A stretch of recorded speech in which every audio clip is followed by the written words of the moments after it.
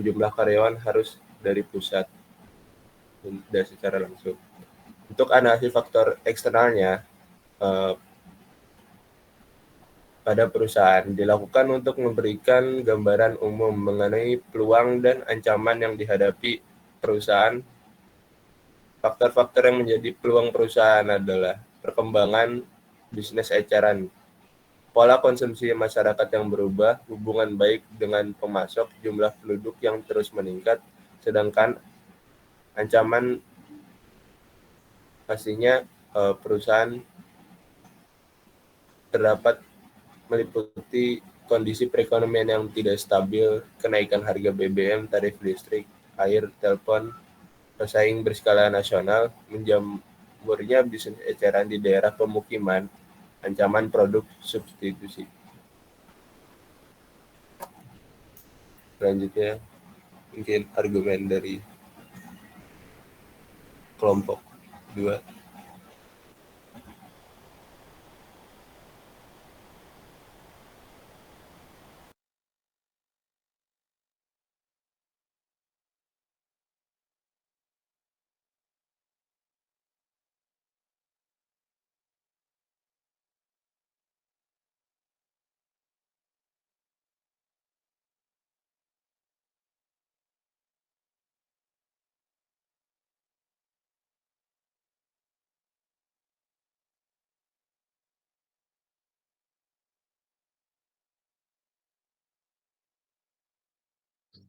Iya, terima kasih untuk kelompok pertama atas pemaparan studi kasusnya. Baik, dari kelompok 2, silakan jika ingin menyangga dari kelompok 1.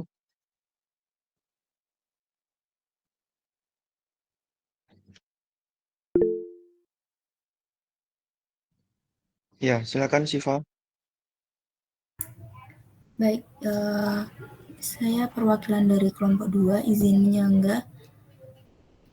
Jadi tadi sudah disebutkan harga di bawah pesaing. Menurut saya tidak setuju dengan harga di bawah pesaing karena itu bisa menurunkan kualitas dari statement pada masyarakat tentang harga murah kualitas. Harga murah menjadi sama dengan kualitas rendah. Jadi selain itu, apakah dengan kita menjual harga di bawah pesaing, kita juga meningkatkan penjualan meningkatkan penjualan. Dengan nyatanya fakta yang kita ketahui di lapangan saat ini, Jaya juga terancam pada kebangkrutan.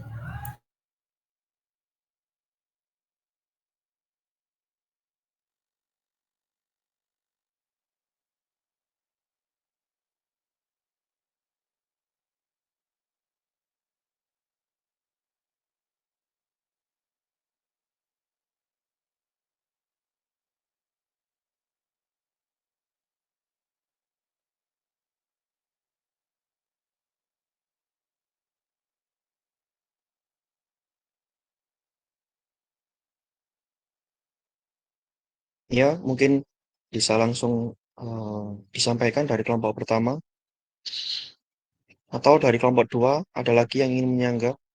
Silakan resen.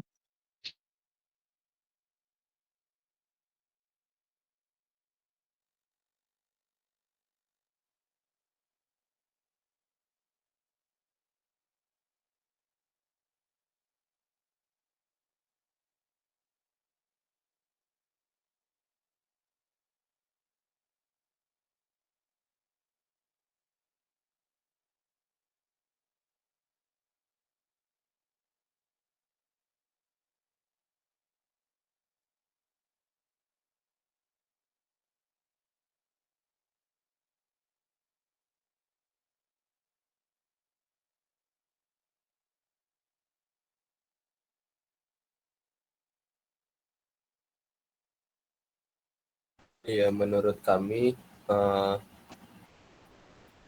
dengan dengan kita menjual barang di bawah harga pesaing itu baik, karena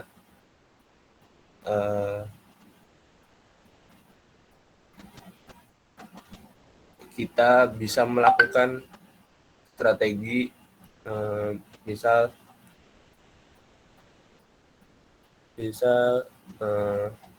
kita tuh kayak menekan harga kos.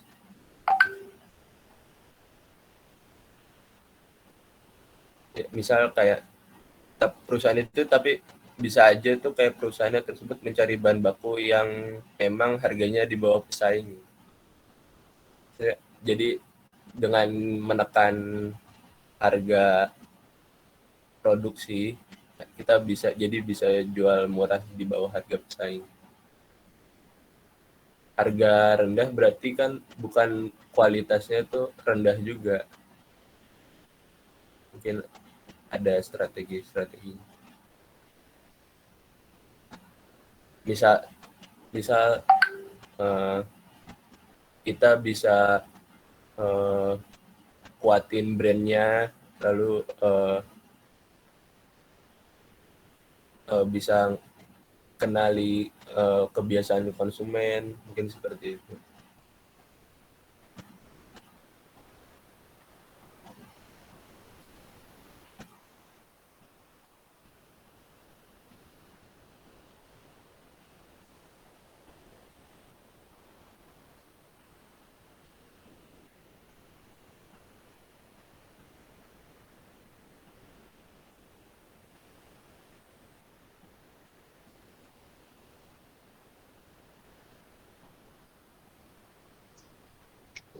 Baik, gimana dari kelompok 2? Apakah ingin menyanggah lagi dari jawaban Irsyad Budi Raja?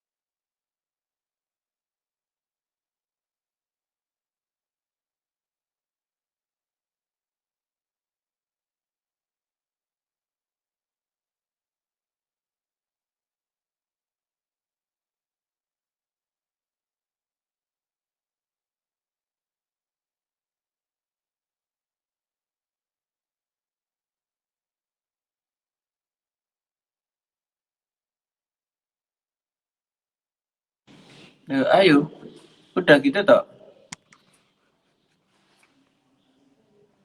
diskusinya. Jadi yang kayak debat gitu loh. Apa tadi? Selain Siva, kelompok 2.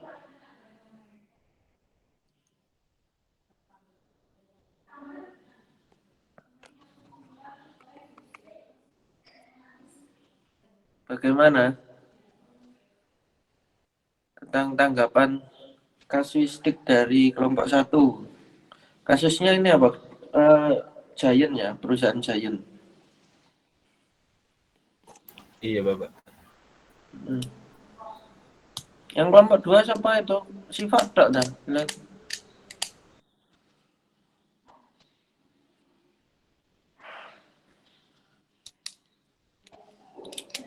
Oke. Kasuistik pertama adalah Giant. Tadi Siva bilangnya apa? Kelompok 1 bilangnya apa? Menurunkan harga. Iya, Bapak. Menurunkan harga kos. Oke, Pak. Penurunan harga kos. Terus kata Siva tadi? Belum bisa. Siva tadi bilang apa? Tadi bilang saya tidak setuju dengan harga di bawah pesaing karena itu bisa menurunkan kualitas statement pada masyarakat tentang harga murah, kualitas rendah, apalagi dengan selain itu dengan kita menjual harga di bawah pesaing, apakah kita juga akan meningkatkan penjualan? Dengan nyata, fakta yang kita ketahui saat ini, Giant tetap terancam pada kebangkrutan. Tadi sudah disanggah lagi sama Budi, Bapak, tapi dari kelompok 2 belum ada sanggahan lagi. Oke, perusahaan Giant memang dulu itu termasuk perusahaan retail yang terbesar ya. Jadi kita harus garis bawahi bahwa perusahaan Giant itu adalah merupakan perusahaan retailer ya, perusahaan penyedia barang ya, retailer, agen, termasuk salah satunya agen. Nah, karena kita udah garis bawahi perusahaan Giant merupakan perusahaan retail, jadi untuk penurunan kos ya, kos produk atau manajemen mutu produknya dari Giant itu juga bukan Giant sebenarnya yang kontrol kualitas produk, harga produk itu produsennya. Giant itu retailer. Tahu retailer Giant itu kayak apa sih? Masih Sar? Kenapa Bapak? Mungkin pertanyaan Giant itu seperti apa? Perusahaannya seperti apa gitu. Maksudnya Ini. deskripsikan secara detail.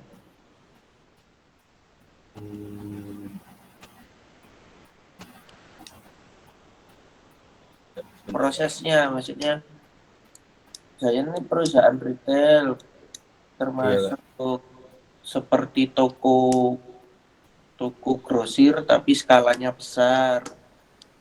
Prosesnya sama dengan seperti toko grosir pada umumnya, cuman di Giant lebih lengkap lagi, terus suasananya beda kayak gitu kan. Iya. Skalanya beda. Dan tokonya sangat besar sekali kan, di sini Giant kan luas-luas loh. Giant. Iya, Bapak. Terus cabangnya ada di mana-mana, Pak. Kalau grosir kan mana satu toko. Ya kan? Oke. Kalau di kasuistik apa yang membuat Giant ini bisa bangkrut? Padahal cabangnya ada di mana-mana gitu kan. Apa yang membuat mereka? Jadi tuh Giant tuh kalah sama kayak retail yang online gitu, Pak. Oke. Retail yang online ya. Iya. Ini Giant bangkrutnya sebelum pandemi atau sesudah pandemi? Sebelum pandemi, karena pandemi itu kan orang-orang jadi banyak yang belanja ke online. Nah, jadi tuh Giant tuh kan cuma bergerak di toko offline aja, Pak. Jadi nggak bisa berjalan gitu bisnisnya karena COVID. Orang-orang banyak yang ke online. Oke, terima kasih Mas Izzat. Memang di mana Giant ini set plan location. Kalau di manajemen operasi kan kita biasanya membahas tentang set plan location pabrik kan ya. Kalau di Giant kan set plan location store ya, store. Memang rata-rata kalau di Surabaya pun location store-nya juga strategis kan ya. Di Surabaya di Jalan Ahmad Yani itu yang besar, sekarang ganti merek ya. Terus di Waru juga ada, di Sidoarjo juga ada. Benernya ya. sangat strategis juga. Tapi mereka itu setelah adanya itu kan Giant kan lebih dulu ya daripada Indomaret dan Alfamart ya. Nah, Giant itu lebih dulu. Setelah itu muncullah perusahaan-perusahaan retailer kecil dengan skala yang lebih banyak, ya kan? Kalau Giant kan memang dia hanya berfokus di kota-kota besar ya, nggak sampai di depan rumahmu, di depan perumahanmu kan nggak ada biasanya. Kita harus effortnya agak tinggi untuk menuju Giant ya, menuju Giant. Nah, di situ diserangnya. Setelah itu muncul banyak Indomaret, Alfamart yang bisa menjangkau ke seluruh lapisan masyarakat, ya kan? Kita juga tidak perlu harus jauh-jauh ke Giant. Di Indomaret, Alfamart juga sangat lengkap, ya kan? Opsinya kan kalau jadi kalian kan pasti uang yang dijual barangnya hampir sama kan ya, yang dijual hampir sama. Apalagi sekarang Indomaret, Alfamart ada layanan pesan antar, ya kan? Saya juga sering untuk menggunakan layanan pesan antar dari Alfamart, Indomaret ya. Dan Giant ini memang apa ya? Saya lihat kayak contohnya Hypermart ya.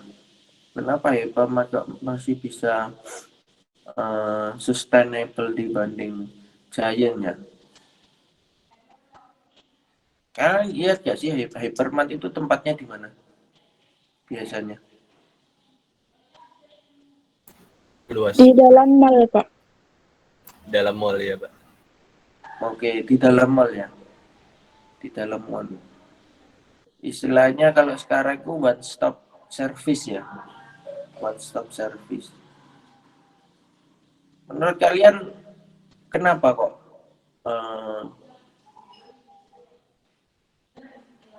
Giant kalahnya itu di mana dengan Hypermart? Kan hampir sama kan ya, kayak iya. Kenapa kalahnya?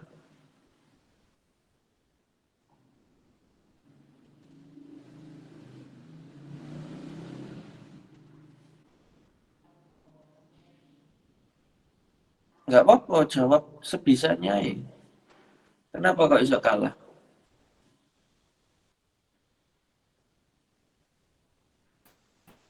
Mungkin dari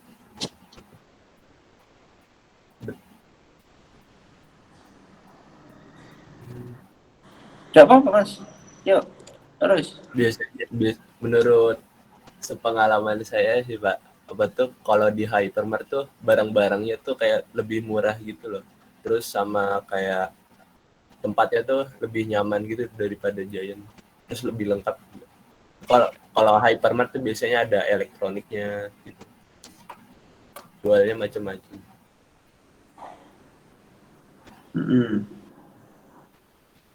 Seperti itu. Memang untuk secara harga ya 11-12 ya, terus secara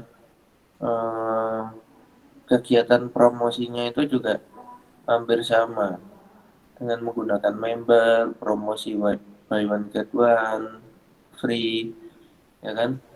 Membering untuk mengikat konsumen agar konsumen itu loyal dengan perusahaan.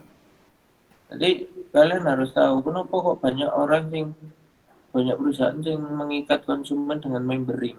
Nah, contoh kayak kita udah membering nih di suatu perusahaan, terus setelah kita membering itu kita akan mendapatkan benefit, ya kan? Seperti ada potongan diskon yang sangat banyak sekali. Terus setelah itu informasi yang tentang produk keluaran terbaru atau produk yang lama yang di take over. Terus banyak hal lah ya di sana. Sebenarnya Giant sama Hypermart itu sama, tapi yang membedakan apa? Giant itu sangat berani untuk mendirikan lokasinya sendiri ya. Rata-rata kan Giant kan satu gede gitu kan. Dan itu membutuhkan alokasi biaya yang sangat banyak sekali. Sedangkan lah untuk Hypermart, Hypermart ini kan memang dia itu cenderung sewa di mall-mall kan, sewa di mall-mall, skalanya ya nggak terlalu segede Giant sih, luas bangunannya juga nggak segede Giant kan yang disewa di mall-mall. Kalau Giant kan sangat gede sekali ya, sangat besar, dan itu membutuhkan biaya yang sangat banyak sekali di awal. Tapi kita harus lihat juga kebiasaan orang-orang ya, kebiasaan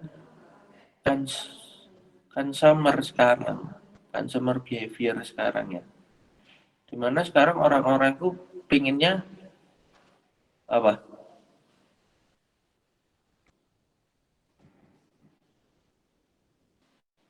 Pinginnya apa? Serba instan, Bapak. Serba instan ya. Selain itu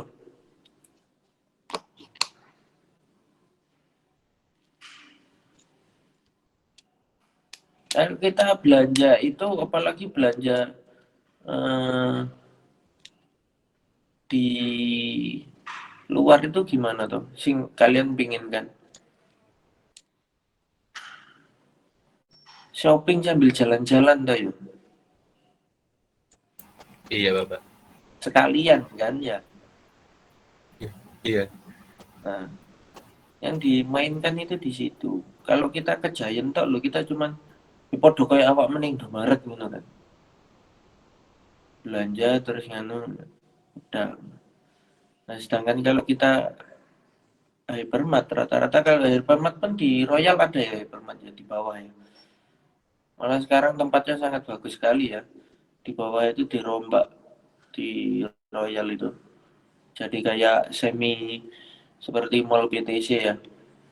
Nah, orang kan semakin betah tuh di sana ya. Sekalian jalan-jalan, sekalian lihat apa gitu. Kadang kita itu nggak pengen beli, jadi impulse buying ya. Dimana kita itu karena sebenarnya nggak pengen beli, kan karena kok wah di sini lihat, akhirnya ada perasaan pertimbangan untuk membeli. Oh kayak di rumah ini mau habis deh. Biasanya kita beli itu kan pas habis ya, pas kondisi barang itu sudah habis ya. Di sini ada yang beli barang pas sebelum habis gitu ada. Saya, Pak. Ada ya. Tapi kebanyakan pas sesudah habis ya. Nah, kadang membeli barang itu sebenarnya habisnya itu mungkin 1 minggu lagi semua. Tapi karena kita udah berada di sana, terus nyaman, enjoy dan lihat barang-barang, kok tiba-tiba kepikiran untuk membeli, kan kayak gitu ya. Itu bedanya. Kita bisa membeli, kita bisa lihat banyak sekali di sekeliling kita. Kalau kita ke Hypermart kan, otomatis kan one stop service di mana kita ya bisa lihat makanan banyak, ya toh, banyak food court, banyak restoran-restoran, terus baju, pakaian dan segala macam di mall kan banyak ya. Itu yang membedakan. Ya. Dimana kalau saya pas itu masuk Giant ya gitu-gitu aja gitu.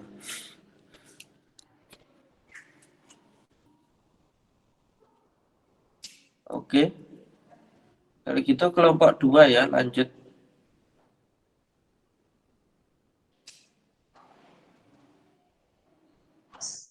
Baik, terima kasih Pak atas tambahannya dari kelompok 1.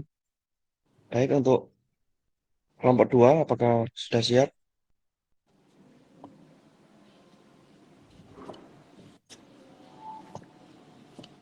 Sudah, saya.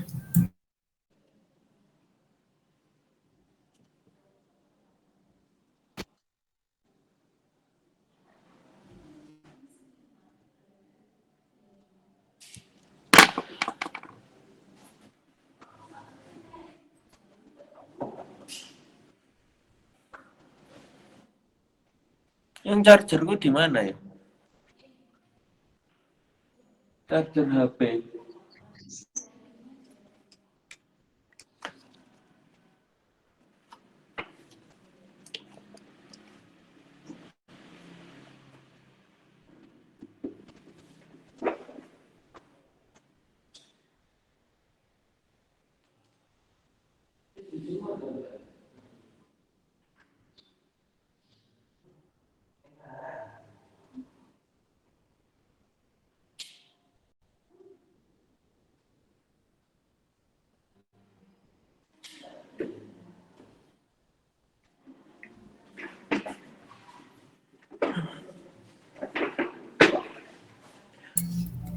Baik, kami dari kelompok 2 yaitu ada studi kasusnya IKEA.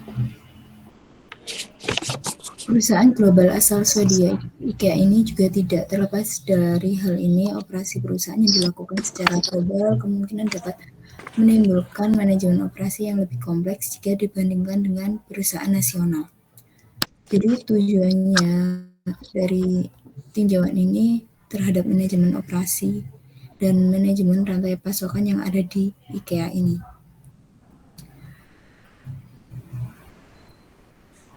Jadi IKEA sendiri merupakan retailer furnitur global yang sukses dengan 276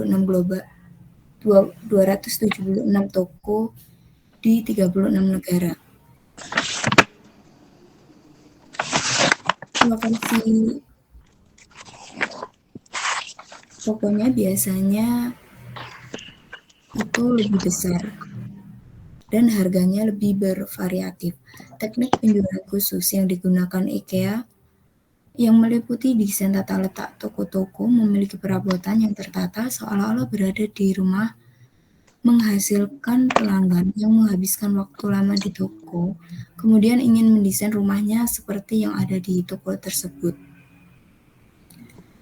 Jadi pada awalnya IKEA ini menjual produk pemasok, namun kembali merancang dan menjual produknya sendiri dengan memasok yang membuat, mengemas, dan kemudian mengirimkan kepada pelanggannya sendiri.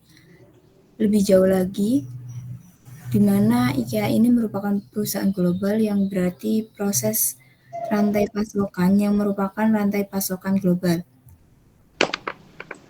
Proses pada rantai pasokan global ini dapat dikelola dengan baik oleh IKEA agar memiliki keunggulan dibanding retailer lainnya. Masalah utama pada studi kasus IKEA ini yaitu bagaimana manajemen operasi IKEA dapat menyelesaikan masalah kepadatan di toko, di mana waktu tunggu dan ketersediaan produk. Jadi IKEA sendiri itu manajemen operasinya melakukan keputusan utama dalam manajemen operasi yang sudah dipertimbangkan dalam melakukan produksi.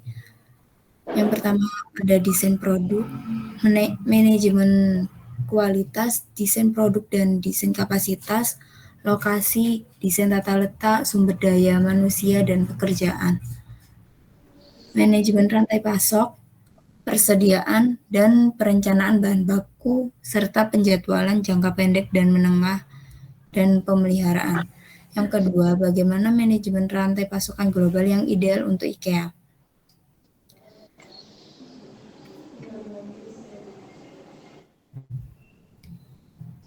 Pengelolaan rantai pasokan ini salah satu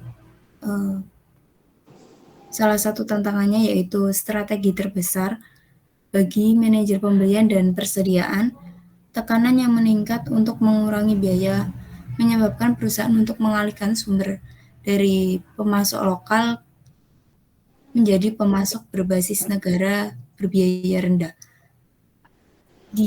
Terdapat 4 bidang keputusan berbeda yang harus dianalisis dalam setiap strateginya, yaitu efektif dalam lingkungan, sumber daya, dan tujuan umpan balik.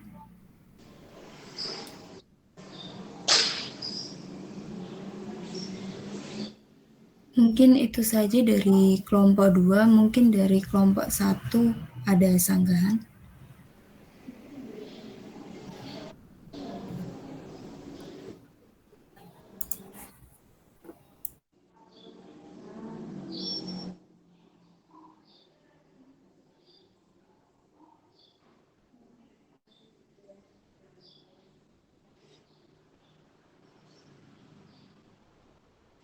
Jangan mungkin ya, harus ada opini ya.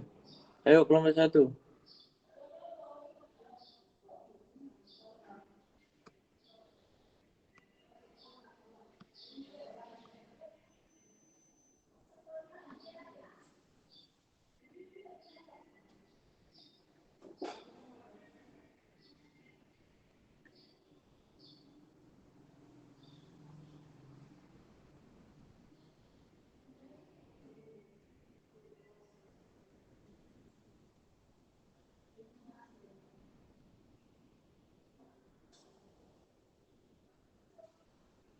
Kelompok 1.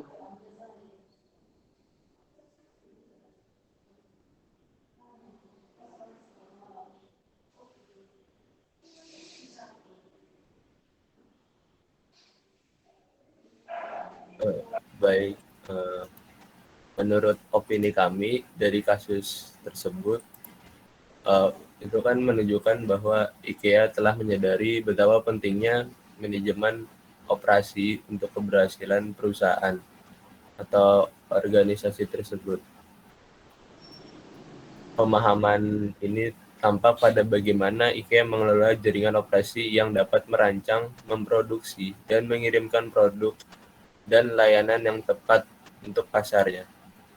Terdapat beberapa manajemen operasi yang diterapkan pada IKEA itu dalam tokonya sehingga bisa mendapatkan kesuksesan. Manajemen operasi yang dilakukan IKEA berdasarkan pada Helzer dan Render pada tahun 2011. 10 keputusan utama dalam manajemen operasi yang harus dipertimbangkan dalam perusahaan yaitu desain produk, manajemen kualitas, desain proses, dan desain kapasitas, lokasi, desain tata letak, sumber manusia dan pekerjaan, manajemen rantai pasokan, persediaan, perencanaan bahan baku, penjadwalan jangka pendek dan menengah, dan pemeliharaan.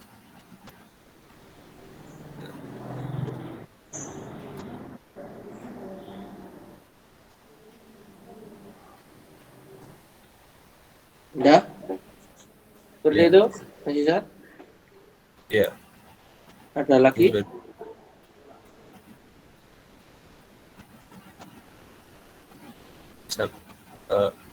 Sama. IKEA itu harus melakukan dari permasalahan itu IKEA harus melakukan desain produk yang berbeda dengan perusahaan lain.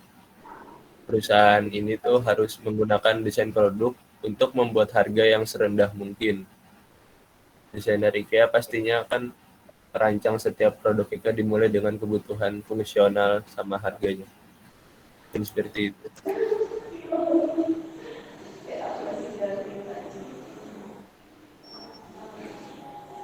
Opini dari kelompok kami.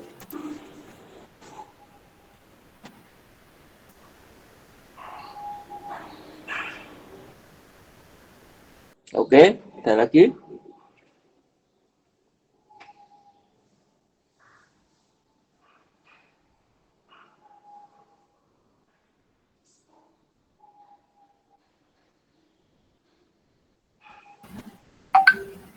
Mungkin ada lagi Pak ini yang menjawab pertanyaan nomor 2 tadi, bagaimana manajemen rantai pasokan global yang ideal untuk IKEA?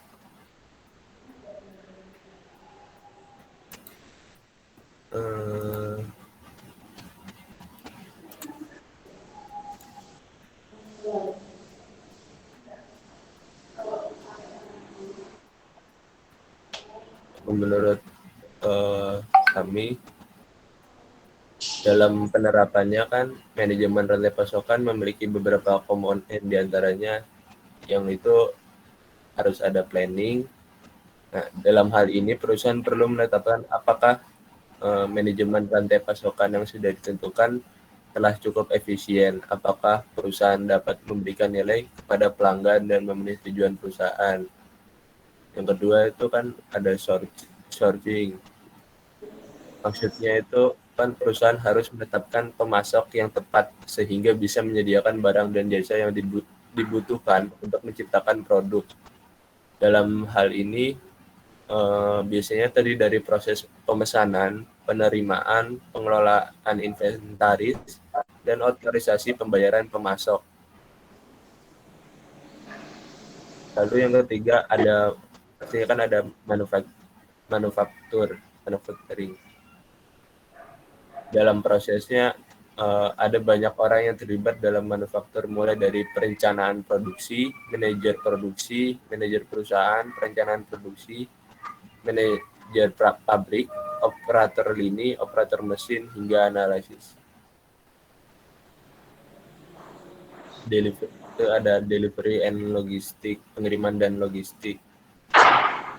Proses ini kan harus meliputi koordinasi perusahaan dalam menyiapkan pesanan pelanggan, menjadwalkan pengiriman, mengirim pesanan pelanggan, menagih pembayaran ke pelanggan, dan menerima pembayaran dari pelanggan. Mungkin seperti itu. Oke, IKEA ya. Ada lagi dari kelompokmu mungkin yang lain? Nggak ada ya? IKEA merupakan salah satu perusahaan yang bergerak di dalam bidang furniture ya. Furniture. Ini termasuk perusahaan gede, menarik IKEA ini. Benar ya. IKEA ini dalam proses di manajemen operasi dari mulai input, transformasi proses, serta output itu udah nggak perlu diragukan lagi ya sebenarnya. Sama supply chain manajemennya juga, dimana IKEA memang barangnya memang berkualitas ya, berkualitas, dan ini memang sudah diakui IKEA ini, ya kan, dimana dia dengan distributor lain seperti supplier-suppliernya untuk penentuan bahan baku, kayu, dan material-material furniture yang lain ini udah sangat memenuhi standar ini kayak ya. Memang udah perusahaan udah besar, udah autopilot kayak. Tapi di sini yang menarik, saya ingin kalian melihat bahwa IKEA ini ya, kan kalau di Indonesia itu ada apa ya?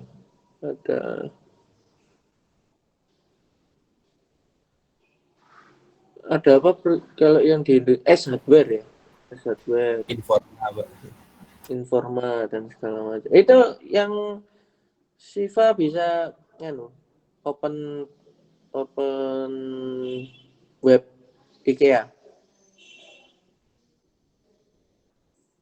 Tolong Siva open web IKEA. Maaf, gimana Bapak? Saya putus-putus suaranya. Open web IKEA, open web IKEA.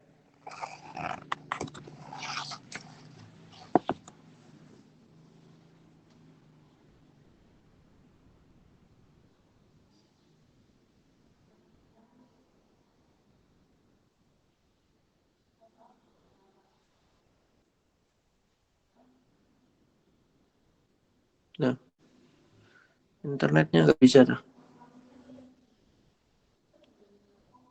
Bisa Bapak, cuma lagi ada gangguan jaringan aja. Nah, di mana di situ IKEA ini kan juga memiliki web. Nah, keren nih. Jadi kalian itu kan memang mahasiswa bisnis digital, di mana kalian juga harus mengamati produk-produk. Ini memang IKEA kan produknya produk yang bisa kita rasakan ya, tangible produk. Lah, tapi kita itu juga bisa melihat secara virtual gitu loh, produknya seperti apa gitu, dan harganya itu seberapa, diskonnya seberapa, dan segala macam. Terus ini saya juga lihat itu Mbak, desain ruang grafis atas. Enggak ada ya di punyamu ya? Ke atas. Nah, itu kan paling kanan, yang hitam-hitam itu loh, yang hitam-hitam paling kanan itu kan ada desain ruang grafis toh. Di situ ada lacak pengiriman, di hitam-hitam kan ada lacak pengiriman online, terus kebijakan pengembalian 90 hari, program perencanaan ya kan, informasi toko, sangat lengkap sekali ya. Nah, di situ pun loh ada namanya desain ruang gratis loh. Di mana ke bawah. Nah, hal ini kan memudahkan untuk arsitek memberikan gambaran toh akhirnya ke customer semua, ya kan? Mereka udah memberikan gambaran-gambaran gitu. Coba diklik yang 3BR plus 1BR atau yang mana sembarang.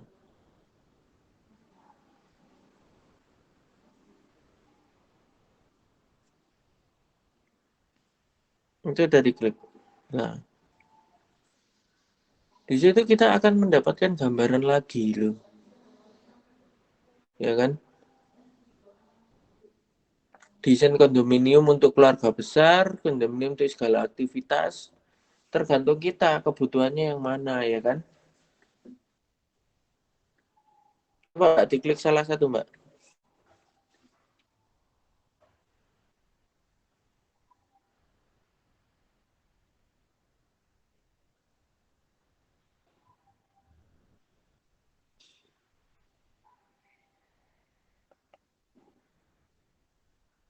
Nah, bawah. Nah, itu ada titik-titik itu coba di kursornya diarahkan ke titik-titik. Nah, itu kan ada titik-titik tuh di gambar.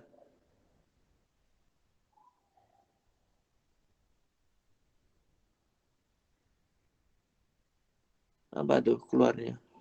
Belum.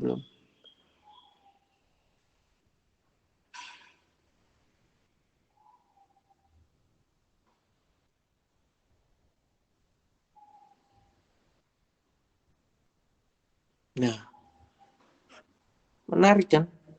Di situ di dalam gambar pun kita masih bisa untuk IKEA memikirkan gimana didetailkan lagi untuk user biar bisa melihat ini tuh barang apa, harganya seberapa, walaupun kurang maksimal ya, maksudnya kan itu hanya 3 titik. Coba titik yang sebelahnya, Pak. Nah, laplik, telenan bambu, terus yang bawahnya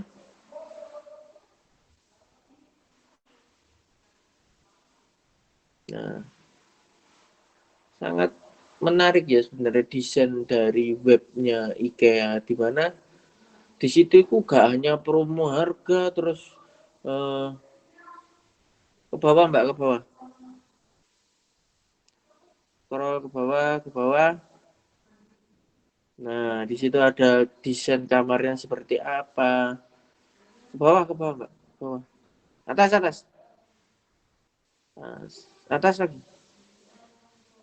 Nah, itu kan desain kamar untuk bermusik, Sumama. Untuk Sumama kalau punya anak cowok, ya kan?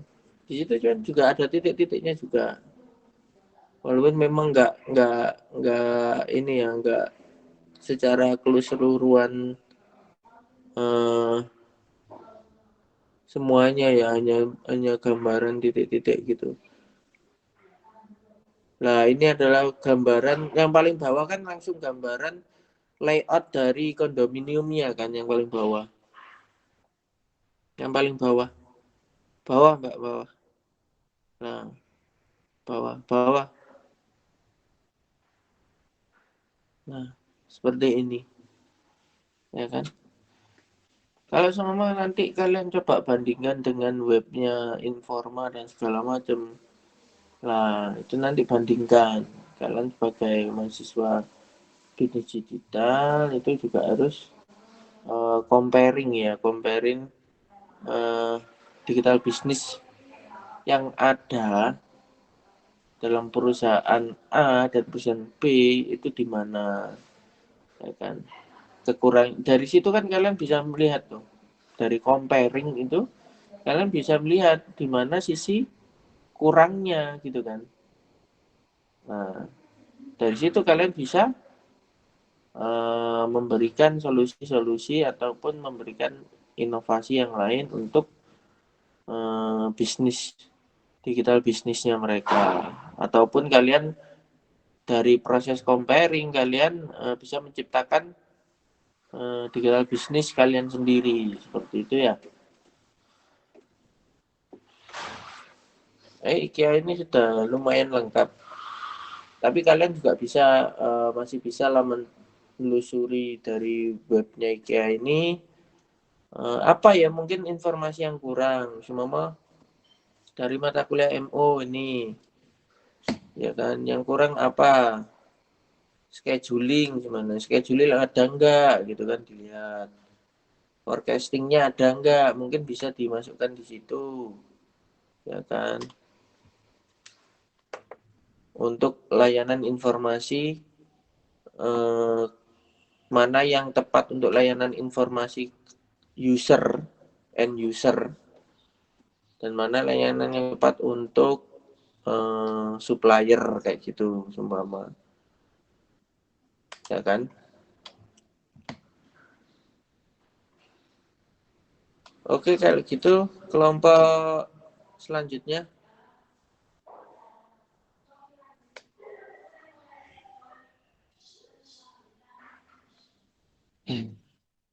Saya persilakan untuk kelompok 3 untuk dapat menyampaikan studi case.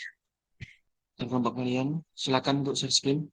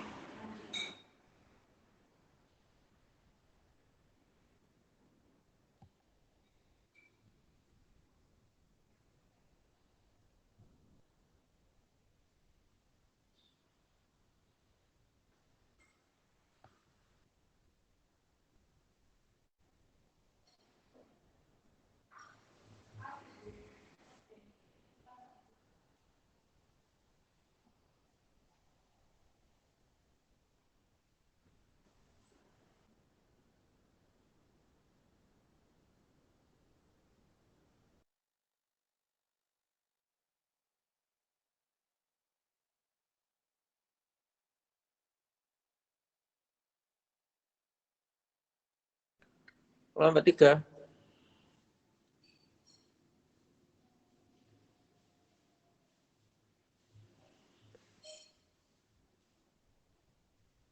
Untuk dipaparkan case-nya.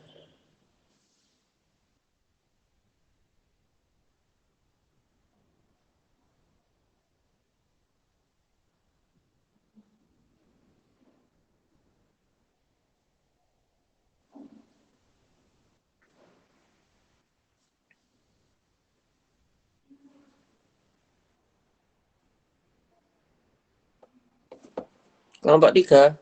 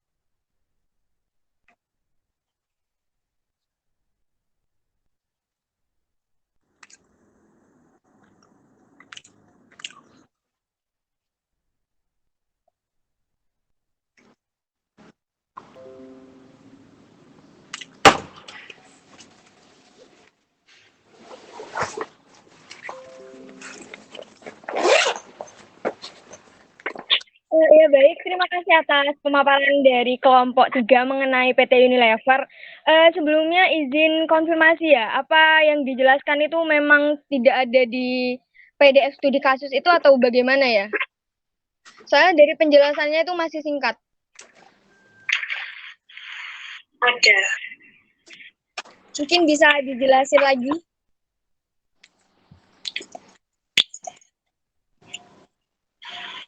Mengenai lebih jelasnya tentang studi kasus yang ada di PT Unilever yang akan dibahas tersebut.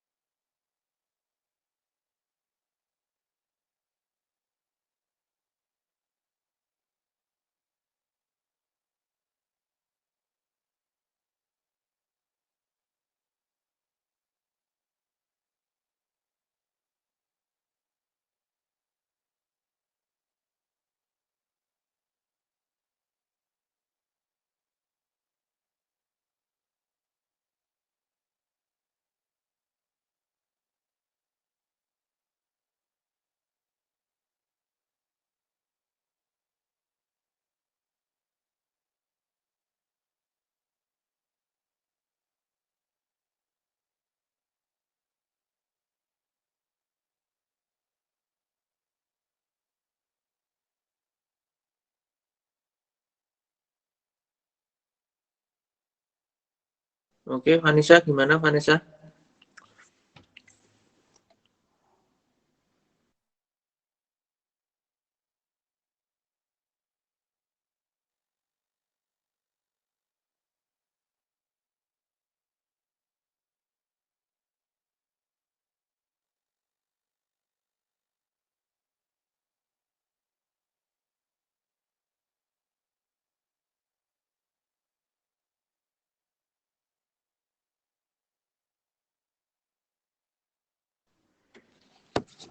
Agak dipercepat ya, biar semua kelompok bisa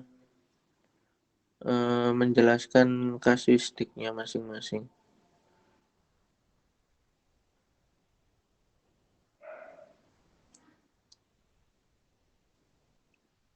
Mbak Vanessa gimana?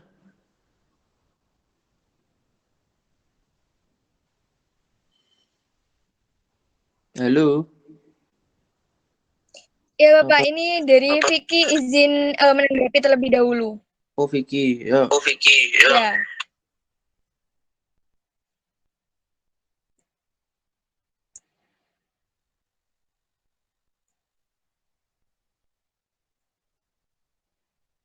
Ya. Mas Vicky. Dipersilakan.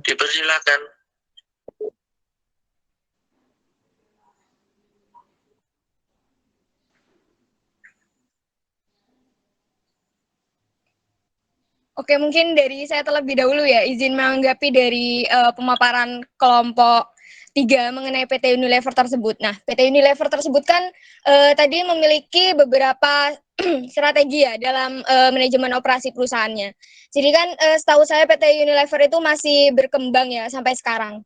Tapi dari strategi-strategi itu kan PT Unilever itu kayak lebih ke itu ya, ide mereka dalam menciptakan produk yang baru. Tapi setahu saya tidak semua produk dari PT Unilever itu terkenal gitu loh. Paling yang cuman terkenal itu kayak sampo dan sebagainya. Jadi menurut saya dengan beberapa strategi itu kurang cocok ya untuk PT Unilever. Mungkin saran dari saya nanti itu sih bisa lebih fokus ke produk-produk yang ada terlebih dahulu. Soalnya kan kita juga nggak tahu ya masyarakat itu butuhnya apa. Jadi mungkin bisa analisis tentang strategi pasarnya terlebih dahulu, terus bisa memasuki apa ya pangsa pasar yang bisa dicapai terlebih dahulu. Jadi nggak selalu menciptakan produk-produk yang baru lagi gitu. Menurut saya seperti itu sih. Lanjut juga tadi mengenai strategi mix ya dalam PT Unilever. Nah, strategi mix ini yang saya tangkap itu tentang melengkapi harga yang bersaing ya dan promosi yang memadai penyertaan. Nah, menurut saya tanpa PT Unilever itu bersaing, menurut saya PT Unilever udah bisa sih. Soalnya PT Unilever ini udah punya nama ya di masyarakat. Jadi tanpa mereka bersaing di harga, menurut saya tuh masyarakat tuh tetap bakal beli produk dari mereka sih. Kayak gitu sih. Mungkin dari kelompok 4 yang lainnya ada yang ingin menanggapi? Mungkin dari Vicky atau Adel? Baik, mohon izin untuk menanggapi dan juga mungkin sedikit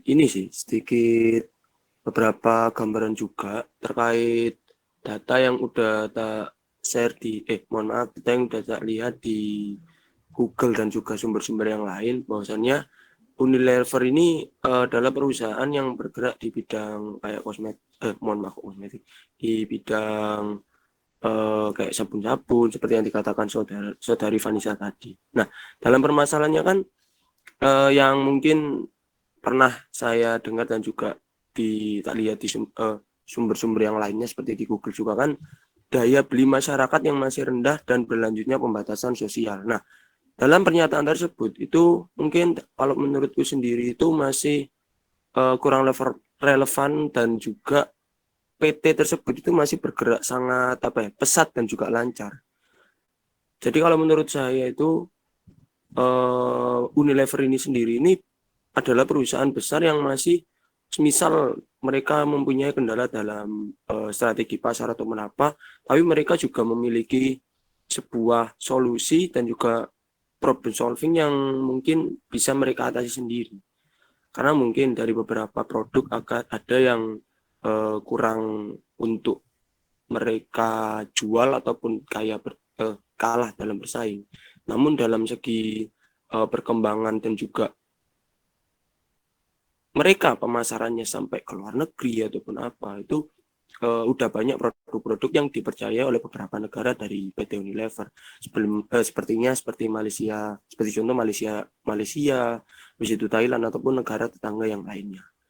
Mungkin sedikit sih tambahan dari aku terkait PT Unilever, tapi tidak menutup kemungkinan karena PT Unilever ini dari itu sendiri memang memiliki masalah dalam strategi pemasaran yang daya beli masyarakatnya masih rendah dan berlanjutnya pembatasan sosial. Karena dari faktor mungkin dari beberapa akhir ini atau pandemi, kemudian masyarakat lebih memilih produk yang sekiranya lebih murah dari PT Unilever ini sendiri. Mungkin cukup sekian dari saya, Bapak. Kurang lebih seperti itu.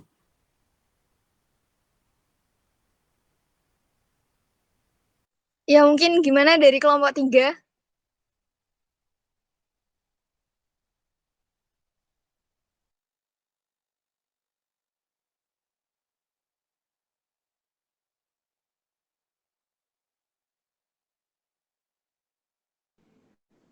Gimana kelompok 3?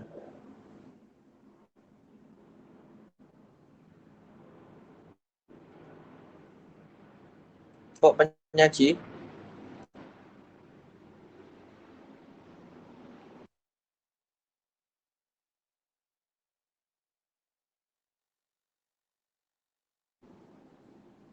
Ayo biar diskusi atau debatnya jalan.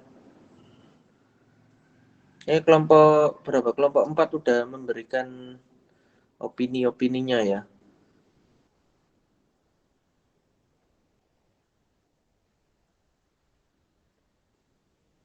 Putri, gimana?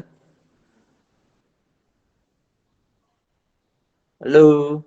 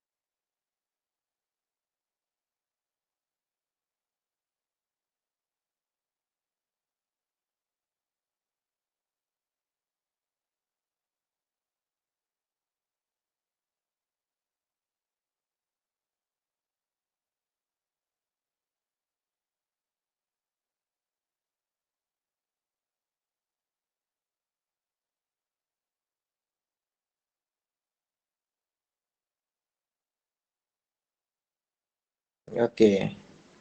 Terus proses hulu ke hilirnya dari PT Unilever gimana?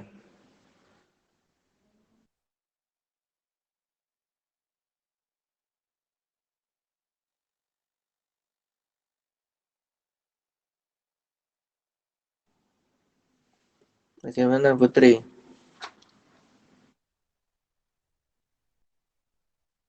Ya contoh prosesnya aja kayak dari proses input bahan bakunya terus ada nggak di sana di di statistik kamu?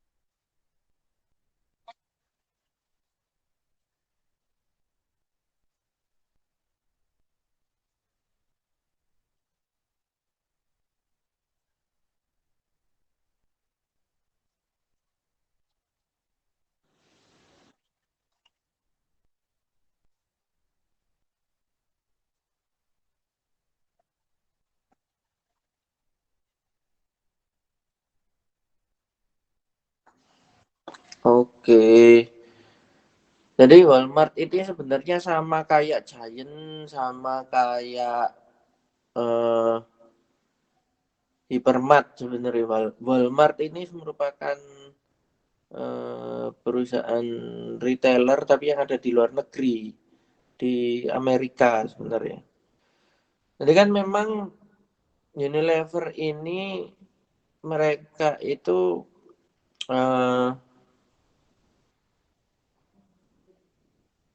sebenarnya perusahaan yang menjual produk-produk kebutuhan sehari-hari ya. Dan tadi sudah disebutkan Mas Vicky, terus Mbak Vanessa, di mana bukan produk sabun-sabunan. Bukan produk sabun-sabunan. Itu adalah produk produk kebutuhan untuk mandi lah. Mandi ataupun yang lainnya. Sebenarnya nggak hanya produk sabun-sabunan sih. PT Unilever kan ada Danone juga ya. Danone Aqua Minum itu juga Unilever kan kalau nggak salah. Terus jajan itu juga Unilever. Nah, di mana prosesnya Unilever ini adalah mereka itu memproduksi barang-barang kebutuhan sehari-hari yang untuk dikonsumsi masyarakat. Terus setelah itu proses distribusinya itu ya langsung ke toko-toko retailer gitu ya, entah itu warung, entah itu Alfa, Indomart, terus Hypermart,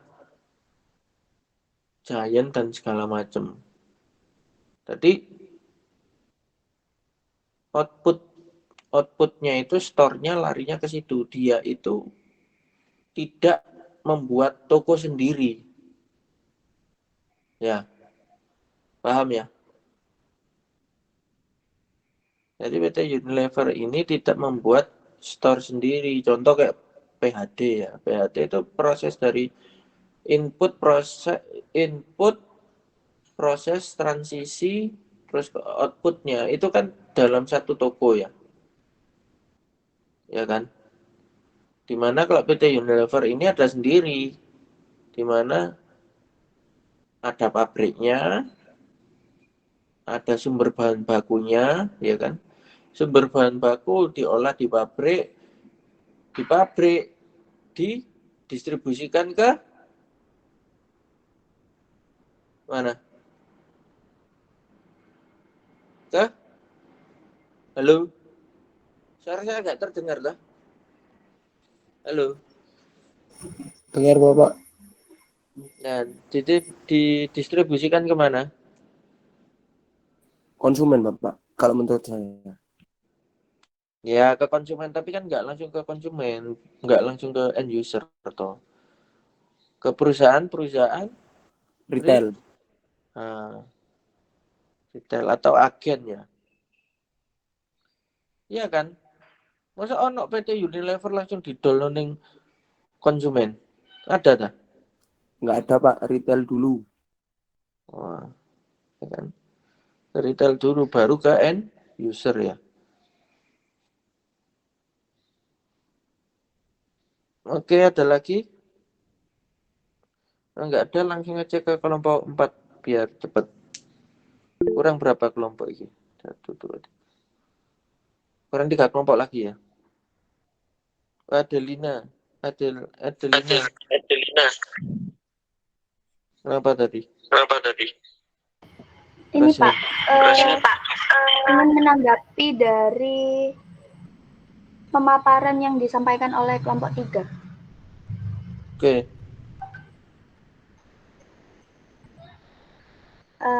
Tadi kan di dalam materinya dijelaskan bahwa PT Unilever Indonesia memiliki strategi pada diferensiasi produk, winning with brand and innovation yang kunci utamanya adalah mengembangkan produk baru dan tepat guna.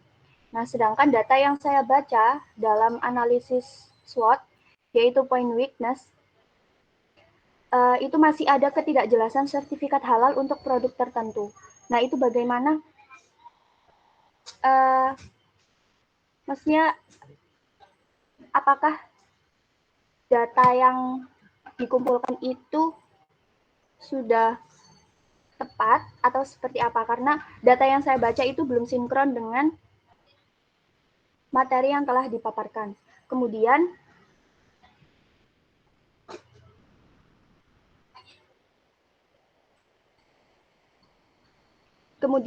adanya rendah respon pasar terhadap produk-produk tertentu. Jadi itu kayak masih bersimpangan dengan materi yang disampaikan oleh kelompok 3. Terima kasih.